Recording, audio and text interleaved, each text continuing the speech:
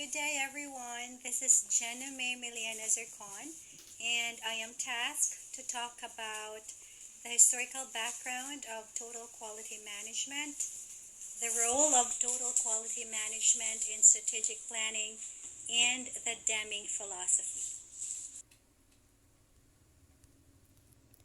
When we say total quality management, it means integrated organizational effort from top management to lower ranked employees designed to improve quality of processes at every business level. Now, the first topic, historical review of TQM. When and how did total quality management start? The history of total quality management began initially as a term coined by the Naval Air Systems Command to describe its Japanese style management approach to quality improvement, an umbrella methodology for continually improving the quality of all processes. It draws on a knowledge of the principles and practices of the behavioral sciences, the analysis of quantitative and non quantitative data, economic theories, and process analysis. Now, on the year 1920s, scientific management principle was used. Businesses clearly separated the process of planning and carrying out the plan, and union opposition arose as workers were deprived of a voice in the condition and functions of their work. In 1930s, Shehart developed SQC methods. This is the statistical quality control, which became ASQC on 1946, the American Society for Quality Control, and then in 1950s, TQM and quality concepts were developed. It was Edward Deming who taught methods for statistical analysis and control of quality to Japanese engineers and executives. And on 1968, the Japanese named their approach to total quality company-wide quality control. It is around this time that the term total management systems arises. And finally, today, TQM is the name for the philosophy of a broad and systematic approach to managing organizations' quality. Quality standards such as the ISO 9000 series, the quality award programs such as the Deming Prize, the Malcolm Baldrige National Quality Award, specify principles and processes that comprise TQM. Now, in this evolution of TQM, there were actually two concepts of quality. The old concept, which focuses on inspection, statistical sampling, organizational quality focus from the 90s to 1960s, and then the new concept, which build quality into the process, identifying and correct causes of quality problem from 1980s and beyond. For my second topic, this is the role of TQM in strategic planning. When we say strategic planning, these are sets the long-term direction of the organization in which it wants to proceed in future. The process of deciding the objectives of the organization on changes on these objectives, on the resources used to attain these objectives that are to govern the acquisition, use, and disposition of these resources. Now, total quality management and strategic planning provide an organization with the tools to gain competitive advantage in the marketplace. Total quality management focuses the organization's goal on the system of quality and meeting the needs of the customer. When an organization chooses to make quality a major competitive edge or a differentiation, it becomes the central issue in strategic planning. This is specially reflected in vision, mission, and policy guidelines of an organization. So there are 7 steps to strategic quality planning. The first one is to identify the customer needs. This is to discover the future needs of the customers. Who will they be? Will your customer base change? What will they want? How will they want? How will the organizations meet and exceed expectations? Second, to determine the customer positioning. The planners determine where organization wants to be in relation to the customers. Do they want to retain, reduce, or expand the customer base?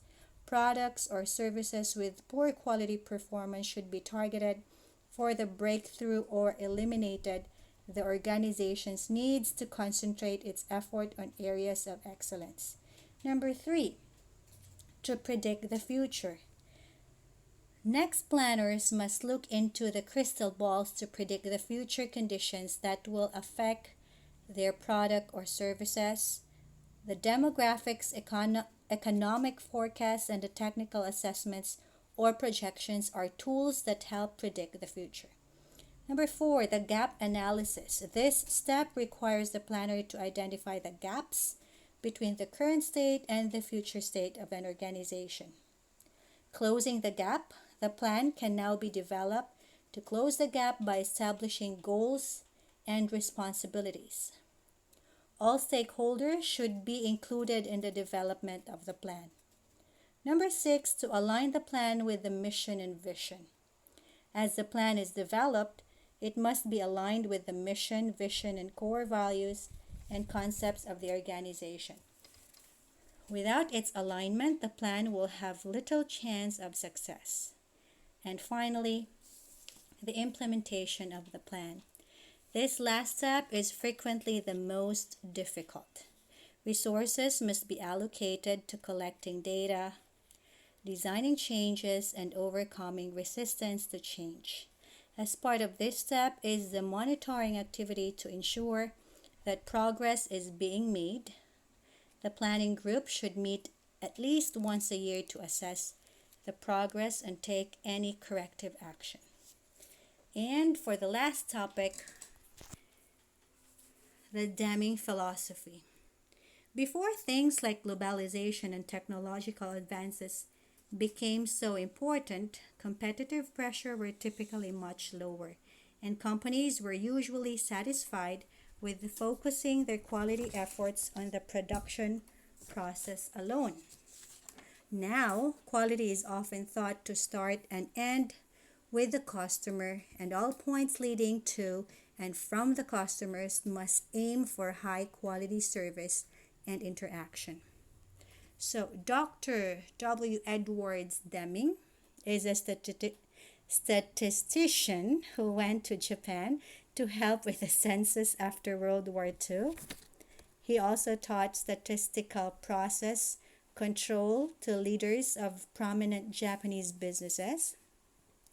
And his message was, by improving quality, companies will decrease expenses as well as increase productivity and market share. So after applying Deming's techniques, Japanese businesses like Toyota, Fuji, Sony saw great success. Their quality was far superior to that of their global competitors, and their costs were lower. So the demand for Japanese products soared, and by the 1970s, many of the companies dominated the global market. American and European companies realized that they could no longer ignore the quality revolution. So the business world developed a new appreciation for the effect of the quality on production and price. Although Deming didn't create the name Total Quality Management, he is credited with starting the movement. He didn't receive much recognition for his work until 1982 when he wrote the book now titled Out of the Crisis. This book summarizes his famous 14-point management philosophy, which we're going to discuss. The first one is to create a constant purpose toward improvement. Plan for quality in the long term. Don't just do the same things better, but find better things to do. We predict and prepare for future challenges and always have a goal of getting better. Second is to adapt the new philosophy. We have to embrace quality throughout the organization. You put your customers' needs first rather than react to competitive pressure and design products and services to meet those needs.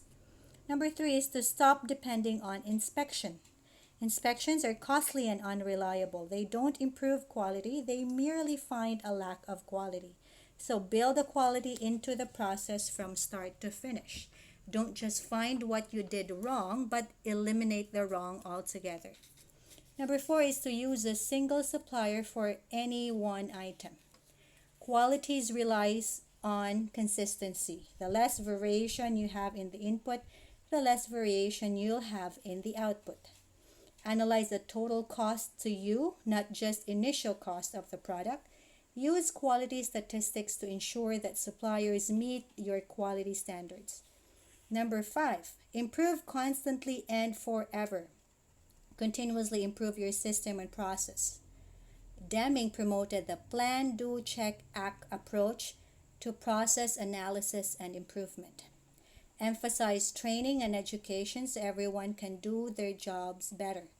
And use Kaizen as a model to reduce waste and improve productivity, effectiveness, and safety. Sixth philosophy is to use training on the job.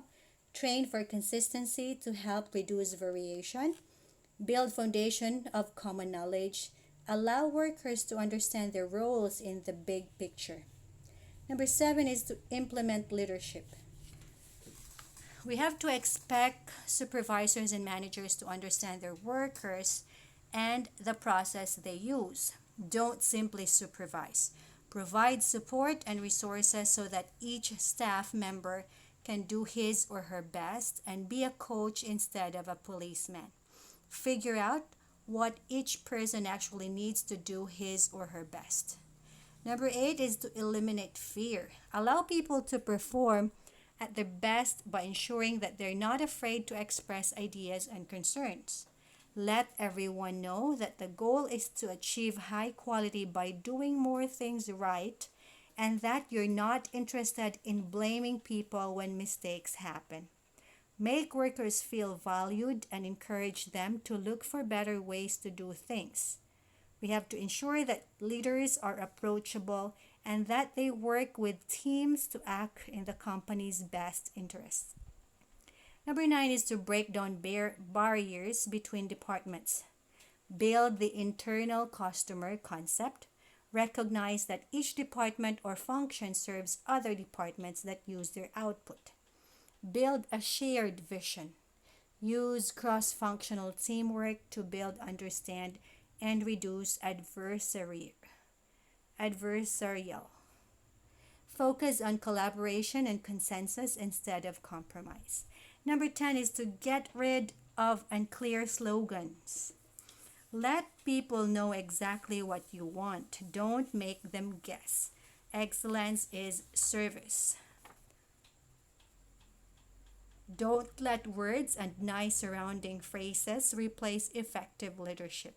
Outline your expectations and then praise people face to face for doing good work. Number 11, to eliminate education and self-improvement. This is to look at how the process is carried out, not just numerical targets. Deming said that production targets encourage high output and low quality. Provide support and resources so that production level and quality are high and achievable. Measure the process rather than the people behind the process. Number 12 is to remove barriers to pride of workmanship. Allow everyone to take pride in their work without being rated or compared. Treat workers the same and don't make them compete with other workers for monetary and other rewards. Over time, the quality system will naturally raise the level of everyone's work to an equally high level. Number 14 is to implement education and self-improvement. Improve the current skills of workers, encourage people to learn new skills to prepare for future changes and challenges, build skills to make your workforce more adaptable to change and better able to find and achieve improvements. And finally is to make transformation everyone's job. This is to improve your overall organization by having each person to take a step toward quality. Analyze each small step and understand how it fits into the larger picture. So use effective change management principle to introduce the new philosophy and ideas in Deming 14 points. So that will be all for Deming philosophy. They are really so good to be true, but I think these philosophies are achievable. I hope you enjoy my report, and that will be all for today. Thank you.